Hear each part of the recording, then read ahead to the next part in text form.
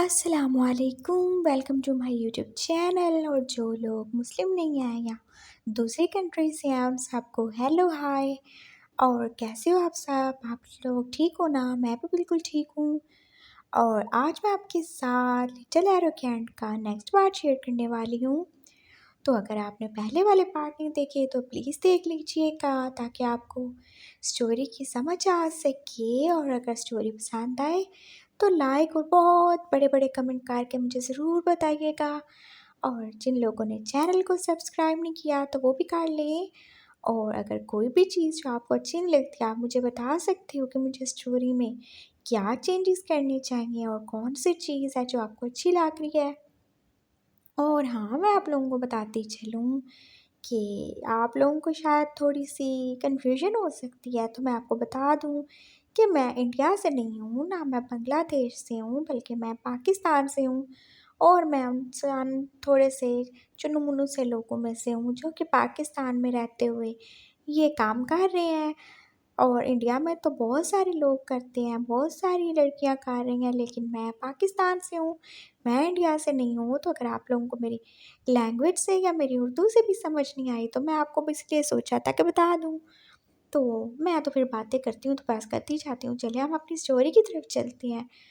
तो वांगची ने बता तो दिया था अंकल को कि विंग एक अल्फा है, लेकिन अंकल उनको तो बस उसकी बात पर यकीन नहीं आ रहा था। हालांकि वो विंग को स्मेल भी काट चुके थे, उन्हें कोई उसमें से मैगा वाली सेंट भी नहीं आ रही थी, लेकिन फिर भी उनको विंग पे शक था। और अब रात हो चुकी थी और विंग और वांगची तो बाहर जा चुके थे, लेकिन अंकल तो पीछे से कोई और ही खिचड़ी बना रहे थे। और उन्होंने सोच लिया था कि वो कल किसी ना किसी तरह पता चला गए रहेंगे कि क्या वांगची ने उनसे झूठ बोला है या विंग सच में ही अल्फा है। और वो अब प्लान कर रहे थे विंग का टेस्ट करने के लिए। और यहाँ पे हमारे विंग और वांगजी अपने फ्रेंड्स के साथ इंजॉय करने आए हुए थे। हाँ, वो विंग के नहीं बल्कि वांगजी के फ्रेंड थे, जिन्होंने उसको रेस जीतने की खुशी में पार्टी दी थी। और ये सारे फ्रेंड तो वही थे ना जिनके साथ वो स्कूल में था। हाँ, वही छोटे बच्चे जो कि अब थोड़े से बड़े हो चुके थे, मोमो, मिमी और शॉन। और हाँ, कुछ और बच्चे भी थे।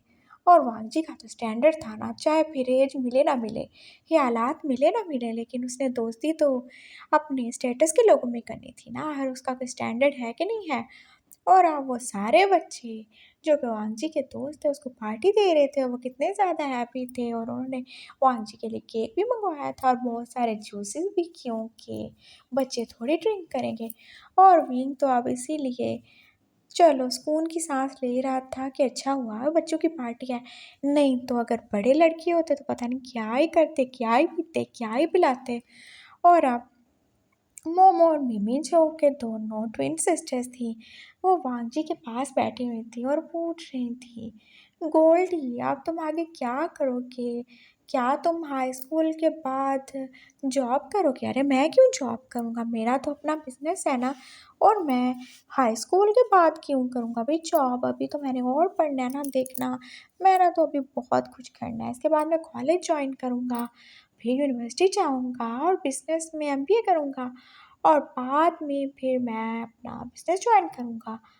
और तुम लोग इतना क्यों पूछ रही हो? नहीं, हम तो वैसे ही पूछेंगे, तो क्या आप रेसिंग नहीं करोगे? हाँ, रेसिंग भी करूँगा, क्यों नहीं करूँगा, गोल्डी सब करेगा। और अब उन्होंने विंग की तरफ देखा। गग्गा, आपने अभी तक शादी क्यों नहीं की? आप इतने बड़े हो गए हो, क्या आप सारी उम्र इसी तरह गोल्डी की टेक केयर करते रहोगे, उसके बेबी सिटर बन के रहोगे? और शादी की बात सुन के विंग ने तो बस थोड़ा सा स्माइल किया हुआ था, लेकिन वांगजी जो कि जूस ही पी रहा था, एकदम से जैसे सारा जूस उसने बाहर ही फेंक दिया था। कैसी बातें कर रही हो तुम लोग, अपनी एज देखो, ऐसी बातें नहीं करते बड़ों के साथ। और हाँ, वो मेरा बेबी सिटर है और मेरे साथ ही रहने वाला है, और कम से कम 2 साल तक तो वो बिल्कुल शादी नहीं करेगा, है ना विंग? नहीं करोगे ना तुम? हाँ हाँ, बिल्कुल नहीं, 2 साल तक वो बस मेरा है और मेरा ही रहेगा, समझी तुम? और हाँ, उसके बाद मैं देखूंगा कि क्या करना है और क्या नहीं। अरे बात उसने ज़रा खामोशी से ही बोली थी, लेकिन विंग ने सुन ली थी। क्या मतलब, क्या देखोगे तुम? मैंने तो यही कहा कि 2 साल बाद देखूंगा ना कि आगे मैं तुम्हें शादी करने दूंगा कि नहीं। क्यों भई, तुम क्यों नहीं करने दोगे? क्या मैं सारी उम्र कुँवारा रहूँगा? हाँ, तो हो सकता है मैं आगे तुम्हारा कॉन्ट्रैक्ट बढ़ा दूँ, तो तुम्हें और ज़्यादा मेरे साथ रहना पड़े। हाँ, लेकिन तुम अब बड़े हो चुके हो, तुम्हें ज़रूरत नहीं है मेरी। ये तुम डिसाइड नहीं करोगे, ये मैं डिसाइड करूँगा कि मुझे किस चीज़ की ज़रूरत है और किसकी नहीं। समझ गए तुम? और हाँ, मैंने कितनी दफ़ा ही बोला है, शायद मैं तो बचपन से ही बोलता हुआ आ रहा हूँ ना कि मैं एक बात बोल दूँ तो बस उसको मान लिया करो और मेरे आगे ज़ुबान नहीं चलाया करो गोल्डी, मुझे अच्छा नहीं लगता प्लीज़। तुम समझा करो ना, मुझे नहीं अच्छा लगता। Okay Baba, fine, I am sorry. Better. और हाँ, मोमो और मिमी, पार्टी के लिए बहुत ज़्यादा थैंक यू। अब मैं और विंग जा रहे हैं क्योंकि विंग की मामा अकेली हैं और उसने घर जाना है और मेरे अंकल भी आए हुए हैं। तो इसलिए हम लोग चलते हैं, तुम लोग अपना ख्याल रखना, थैंक यू और अंकल आंटी को भी मेरी तरफ से हेलो बोल देना। और अब वो विंग को लेके फिर से अपनी बाइक पे बैठ चुका था और वो वापस घर आ चुके थे और घर आके उसने क्या देखा था कि उसके रूम का डोर जो कि कितने ही दिन से खराब है, वो तो किसी ने ठीक ही नहीं करवाया। अरे क्या किसी को इस घर में मेरी फ़िक्र है कि नहीं है? वो ऊँची-ऊँची आवाज़ से चिल्ला रहा था। क्या हुआ सर? एक सर्वेंट उसके पास आया। अंकल ये आप देख रहे हो? ये देख रहे हो गोल्डी के रूम का डोर कब से खराब है और उसका लॉक तो देखो बंद होने का नाम नहीं लेता और अगर बंद हो जाए तो खुलता ही नहीं है। कितने धक्के मार के और कैसे मैंने इसको किक कर के खोला है और आपको पता ही नहीं है कि इसको ठीक करवाना है कि नहीं करवाना है। सॉरी पापा, मैं कल करवा दूंगा। बेटर। और अगर कल नहीं ठीक हुआ ना तो आप मुझे यहाँ पे नजर नहीं आएगा, समझ गए आप? मैं छोड़ूंगा नहीं किसी को। ये क्या बात हुई? क्या मैं इस घर में रहता नहीं हूँ? मेरी कोई वैल्यू ही नहीं है? उसे बहुत ज़्यादा गुस्सा आ रहा था। कितने दिन हो गए थे उसके रूम का डोर ऐसे ही खराब था और किसी ने ठीक करवाने की ज़हमत ही नहीं की थी। और अंकल जो कि नीचे लाउंज में बैठे हुए थे, वांग जी की ये बातें सुन के तो एकदम से उनके दिमाग में बत्ती चली। वाह, ग्रेट आइडिया, इससे अच्छा तो कुछ हो ही नहीं सकता। और अब उनके फेस पे एक डेविल वाली स्माइल थी और वो अपने दिमाग में कोई अलग ही खिचड़ी पका चुके थे। फाइनली अब पता चल जाएगा। और वो बस सोच रहे थे और बस स्माइल किए जा रहे थे। और अगली सुबह क्या हुआ, जब विंग आया था तो उन्होंने उसको वहीं रोक लिया था क्योंकि आज वो सारा दिन उसको टेस्ट ही करने वाले थे कि कहीं वो ओमेगा तो नहीं है और कहीं वांगजी ने उससे झूठ तो नहीं बोला। और वो फिर बार बार बस विंग और वांगजी का कंपैरिजन करते थे। आज क्योंकि संडे था इसीलिए वांगजी भी घर पे ही था और वो बार बार देखते थे। हाँ, विंग की हाइट तो ठीक थी लेकिन वो फिजिकली वांगजी से कितना वीक लगता था। वांगजी जो 16 साल का होने के बाद भी कितना ज़्यादा स्ट्रॉन्ग और हेल्दी था, एकदम से उसकी बॉडी भी बिल्कुल ठीक ठाक थी। और विंग, वो तो जैसे कितना क्यूट सा था और उसकी बॉडी, हाँ ठीक थी, लेकिन वो क्यों ऐसे था, वो क्यों हेल्दी नहीं था, उसके मसल्स क्यों नहीं थे?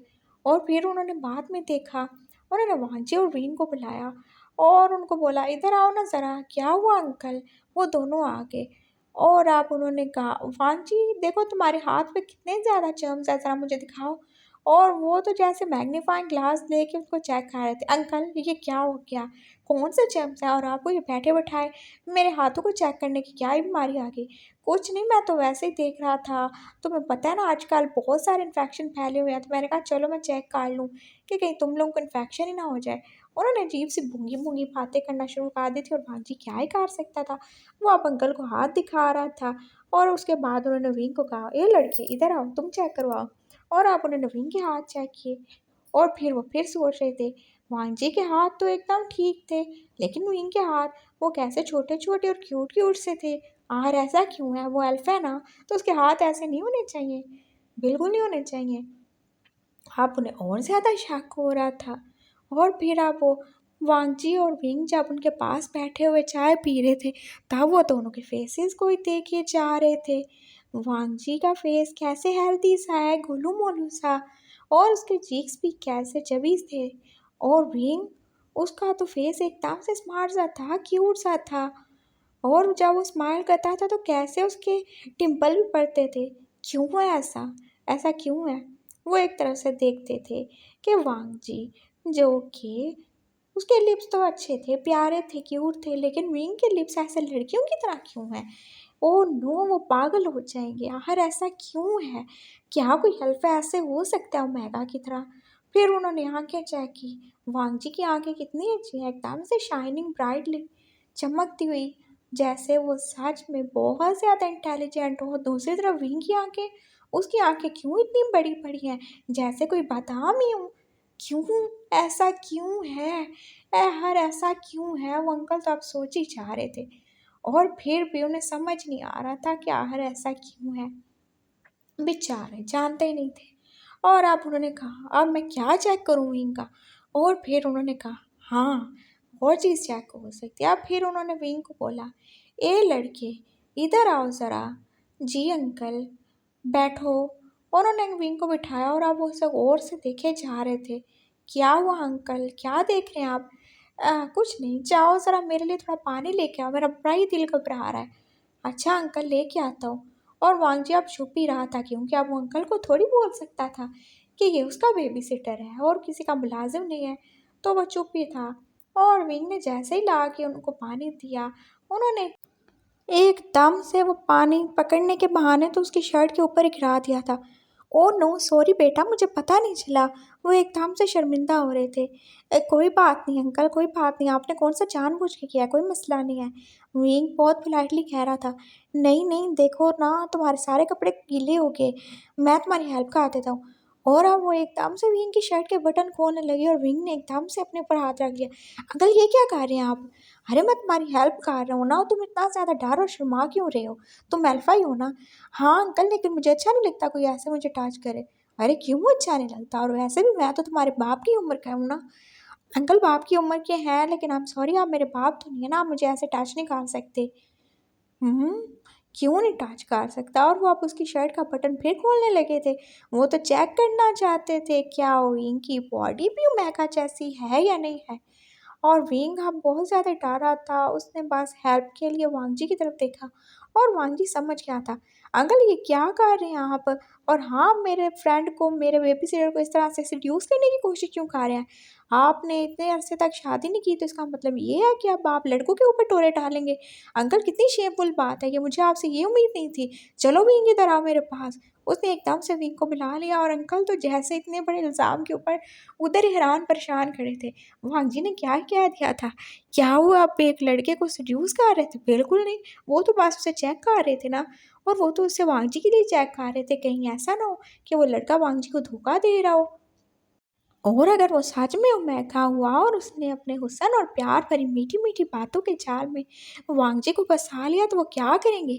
क्या वो वांगजी को, अपने प्यारे भतीजे को, एक मुलाजम, एक नौकर, एक बेबी सिटर के साथ इस तरह से शादी करने देंगे? बिल्कुल भी नहीं।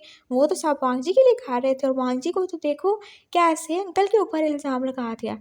और अवीन चुप करके बैठ चुका था, वो बहुत ज़्यादा ही परेशान हो चुका था अंकल की हरकतों से, और अब उसे फिर से देख रहे थे। अब उनके पास कोई और चारा नहीं था, सिर्फ एक ही रह गया था, और वो ज़रूर ये करेंगे। हाँ, वो ऐसे हार नहीं सकते। वो आर्मी में रह के आए थे, हार कैसे मानेंगे? उन्होंने सोच लिया था उन्हें क्या करना है। और बेचारा विंग इसी तरह सारा दिन आज वांगची के साथ ही था, और अंकल उसे किसी ना किसी बहाने से घर में ही रोक लेते, और उन्होंने ऑफिस में तो उसे जाने ही नहीं दिया था। और आज उन्होंने ऑफिस का सारा काम तो शिचैन गा को दे दिया था, और साथ में उनकी वाइफ को तो उसके मेघा ही भेज दिया था। और छोटा युवान, जो कि वांजी का भतीजा था, उसको भी उसकी माँ के साथ ही भेज दिया था, क्योंकि आज की रात वो कोई प्लान करने वाले थे, और वो नहीं चाहते थे कोई भी उनके प्लान में टांग अड़ाए या उसे हराब करने की कोशिश करे। इसलिए वो बस अपना रास्ता साफ कर लेते। और इस तरह उन्होंने पूरा दिन विंग और वांजी को अपने पास ही रखा, लेकिन उन्होंने कोई ऐसी चीज़ नोटिस नहीं की जो कि उनको थोड़ी सी भी सस्पिशियस लगे। और वो अंकल थोड़ी जानते थे कि विंग की सेंट उन्हें क्यों नहीं आ रही, क्योंकि विंग तो वांगजी का मार्टू महंगा था, और उसके अलावा तो कोई उसकी सेंट आप फील नहीं कर सकता था। लेकिन हमारे पुद्दू से अंकल को तो पता ही नहीं था, और हमारे पोंगे वांगजी और विंग को भी नहीं पता था। तो अब रात हो चुकी थी, और विंग बेचारा सारा दिन हो चुका था, अपने घर नहीं गया था, और अब तो जैसे उसकी बॉडी में पेन ही होना शुरू हो गया था।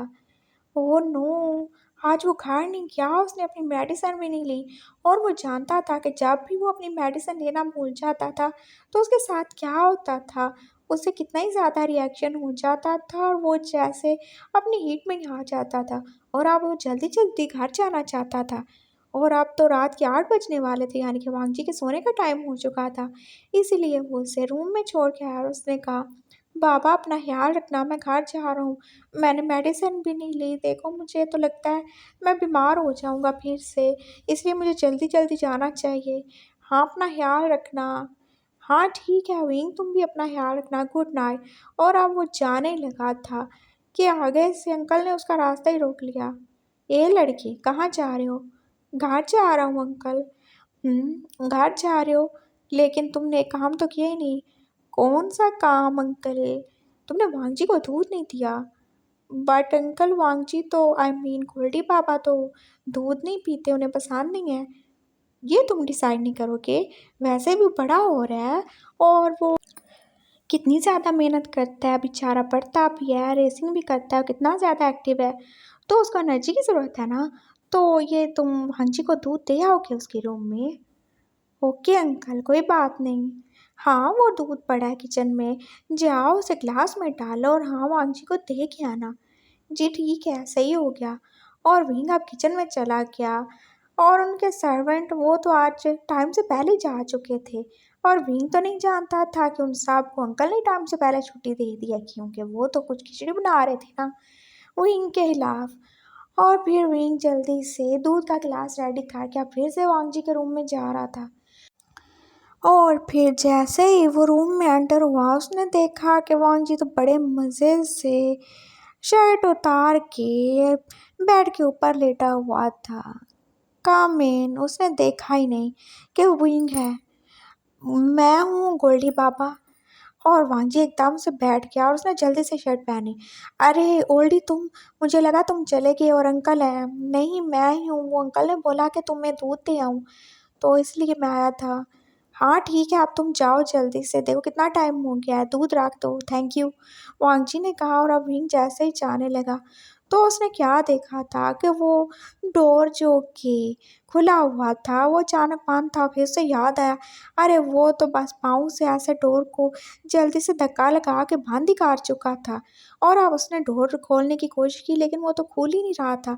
अरे ये क्या हो गया, ये खुल क्यों नहीं रहा? मैंने तो बस पाँव से थोड़ा सा इसको पुश किया था ना।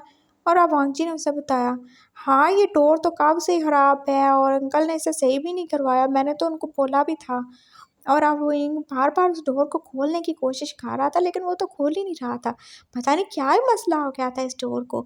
और अब वांगजी भी परेशान हो गया था। अरे इसको तो थोड़ा सा पुश करने से खुल जाती थी ना, ये खुल क्यों नहीं रहा?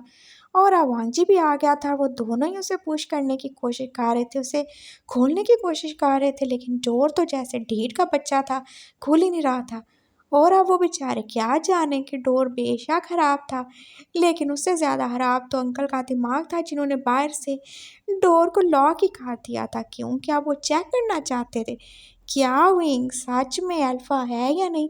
इसीलिए तो उन्होंने माचिस और तेल को एक जगह पे इकट्ठा कर दिया था, क्योंकि वो जानते थे कि कुछ भी हो, एक अल्फा और ओमेगा तो एक जगह अगर अकेले रहेंगे तो ज़रूर कुछ ना कुछ गलत होगा, कुछ धमाका होगा। और इसी धमाके को देखने के लिए तो उन्होंने उन दोनों को एक रूम में लॉक कर दिया था। और अब वो बाहर बैठे अंदर से किसी चीज़ का, किसी धमाके का वेट कर रहे थे। और अब हिंग तो परेशान ही हो गया था, क्योंकि तो उसे पेन शुरू ही हो चुका था। और वांजी उसकी तरफ देख रहा था। ओल्डी तुम ठीक तो हो ना? बाबा मैं ठीक नहीं हूँ, मुझे गोली लेनी थी और मैंने नहीं ली, और आज सारा दिन मैं इधर था और आप देखो रूम भी इस तरह से लॉक हो गया, मुझे बहुत ज़्यादा डर लग रहा है। बाबा मेरी तबीयत फिर से ख़राब हो जाएगी और अगर फिर से तुमने। और अब वो वांगजी की तरफ देख रहा था और वांगजी उसकी बात समझ गया। विंग, मैं ऐसा कुछ नहीं करूँगा, सच्ची में, आई प्रॉमिस, मैंने तुमसे वादा किया था ना, तुम मुझसे नहीं डरो। बाबा तुम भूल गए तुमने 4 साल पहले क्या किया था? और वैसे भी मैं तुम्हें कसूर नहीं दे रहा, लेकिन बाबा तुम अल्फ़ा हो और मैं एक ओमेगा हूँ, और हम एक जगह पे इकट्ठे नहीं रह सकते इस तरह से। और मैं नहीं चाहता मेरी सेंट तुम्हें अफेक्ट करे, और ये तो नेचुरल है ना। मैं तुम्हें इल्ज़ाम नहीं दे रहा बाबा, लेकिन मुझे तुमसे खतरा महसूस हो रहा है। बाबा प्लीज़ इस डोर को खोलो, मुझे घर जाना है। मुझे बहुत ज़्यादा डर लग रहा है बाबा, सच में। विंग सच में ही डर रहा था। वांगजी ने उसे कहा, देखो ओल्डी, मैं सच कह रहा हूँ, मैं कुछ नहीं करने वाला, सच में नहीं करूँगा मैं कुछ, तुम डरो नहीं मुझसे, मैं अभी डोर खोलता हूँ। और उसने फिर से डोर को खोलने की कोशिश की, लेकिन डोर तो नहीं खुलने वाली थी। और अब उसने रूम के डोर पर नॉक किया और बाहर से चिल्ला के बोला, प्लीज़ कोई है, इस डोर को खोल दो, खुल ही नहीं रही। लेकिन कोई होता तो सुनता, सर्वेंट तो घर पे नहीं थे, ना ही शचैन का, ना उनकी वाइफ, ना उनका बच्चा। घर में तो सिर्फ अंकल थे, जो कि बिल्कुल नहीं खोलने वाले थे। और वांगजी ने सोचा, हाँ अंकल वो तो जल्दी सोने चले जाते होंगे और ज़रूर वो कानों में हैंड फ्री लगाए अपने फेवरेट सॉन्ग सुन रहे होंगे, उन्हें कहाँ आवाज़ आएगी। अब मैं क्या करूँ विंग, आई एम सॉरी, मैं ये नहीं खोल सकता, मुझे समझ नहीं आ रही क्या करूँ। और विंग तो जैसे वहीं सर पकड़ के बैठ गया था, अब क्या होगा उसके साथ। उससे तो बहुत ज़्यादा ही डर लग रहा था। वांगजी जो कि 4 साल पहले इतना ज़्यादा स्ट्रॉन्ग था एक बच्चा होके, और आज तो वो कितना बड़ा हो गया है। तो जब उसने उस टाइम उसे नहीं छोड़ा, तो आज वो उसके साथ क्या ही कर सकता था। और अब तो वो बड़ा हो गया था, कहीं उसने ऐसे ही उसका रेप खा दिया तो। और विंग तो जैसे एकदम से खौफज़दा ही हो गया था। हाय अल्लाह, मैं क्या करूँ, कोई तो मुझे बचा लो। वो आंजी देख रहा था विंग कितना ही ज़्यादा परेशान है। वो फिर से उसके करीब हुआ। ओल्डी देखो, मैं कह रहा हूँ मुझसे नहीं डरो, मैं सच कह रहा हूँ ना, मैं कुछ भी नहीं करूँगा तुम्हारे साथ। देखो तुम वॉशरूम में छुप जाओ, मैं सच्ची में कुछ नहीं करूँगा, या तुम चाहते हो तो मैं उधर खुद को बंद कर लेता हूँ। नहीं बाबा, कुछ भी हो जाए, मुझे सच में बहुत ज़्यादा डर लग रहा है, मुझे घर जाना है, मुझे नहीं पता, मुझे मामा के पास जाना है, मुझे बहुत ज़्यादा डर लग रहा है। और आप मेरे करीब मत आओ, दूर रहो मुझसे, टच नहीं करो मुझे। उसने एकदम से वांजी के पड़े हुए हाथ को पीछे झटक दिया था। और वांजी तो अब चुप भी हो गया था। तो क्या विंग को उस पर ट्रस्ट नहीं है? और फिर उसने खुद ही सोचा, क्यों ट्रस्ट होगा, मैंने जो उसके साथ किया था उसके बाद तो। और फिर वांगजी को याद आया कि उसने कैसे कितने बुरे तरीके से 4 साल पहले उसको हर्ट कर दिया था। और अगर वो डर है तो उसका डरना भी तो एकदम सही है ना। आखिर वो एक मैक है, तो उसे फिक्र क्यों नहीं होगी अपनी इज्जत की। वांगजी अब चुप करके पीछे बैठ गया था। उसने विंग को बोला, ओल्डी, तुम मुझ पे ट्रस्ट नहीं ना करते। ऐसी बात नहीं है बाबा, लेकिन आप एक अल्फा हो और आपका नेचर ही ऐसा है। मैं क्या करूँ, आई एम सॉरी, मुझे आपसे डर लग रहा है। विंग पास चुप करके बैठ गया था। तो ठीक है विंग, तुम ऐसे करो, वो कबर्ड खोलो और उसमें से चेन निकालो। क्या क्या कह रहे हो? हाँ विंग, तुम सही कह रहे हो, मैं अल्फा हूँ और मैं नहीं चाहता मैं तुम्हें हर्ट कर दूँ। उस टाइम भी मैंने तुम्हें हर्ट किया था और मैं सच में बहुत ज़्यादा शर्मिंदा हूँ। और अगर तुम मुझसे अभी भी डर रहे हो तो उसमें से चेन निकालो और मुझे बांध दो। सच में, मैं बुरा नहीं बनाऊंगा, बांध दो मुझे। बाबा मैं ऐसा नहीं कर सकता, तुम्हें ऐसा करना होगा विंग, ये तुम्हारे लिए अच्छा है और वैसे भी ये तुम्हारी सेफ्टी के लिए है। और मैं खुद कह रहा हूँ, मैं तुमसे नाराज़ नहीं हूँगा, प्लीज़ विंग जल्दी करो, मुझे बांध दो, मैं तुम्हें कोई नुकसान ना पहुँचा दूँ। बाबा नहीं, ये अच्छा नहीं है, ये ठीक नहीं है, मैं ऐसा नहीं कर सकता। ओल्डी मैंने तुम्हें क्या बोला है, क्या तुम सुन नहीं रहे? उसने एकदम से फिर उसे कहा। और अब वो गुस्से से देख रहा था और विंग अवसर से डर गया। पापा लेकिन मैंने बोल दिया ना, तो करो, सुना नहीं तुमने। और अब विंग चुप ही हो गया था। और उसने जल्दी से कबर्ड खोला और उसके अंदर से चेन निकाली।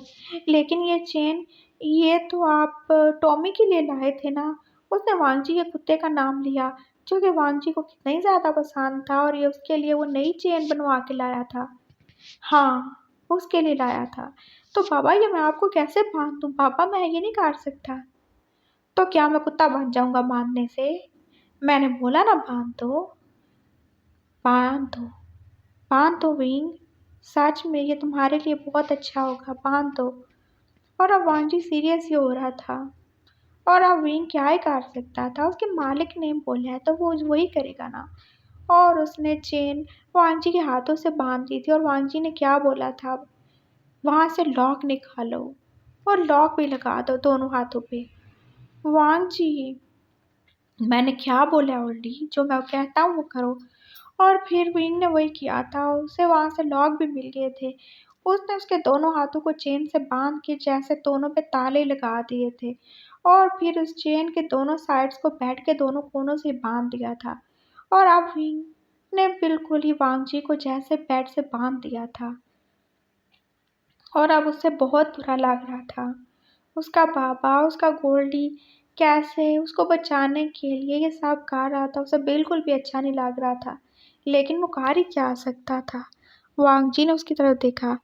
आप ठीक है ना विंग? आप तो तुम्हें डर नहीं ना लग रहा? नहीं, थैंक यू पापा, मैं आपका ये एहसान नहीं भूलूंगा। Okay, better.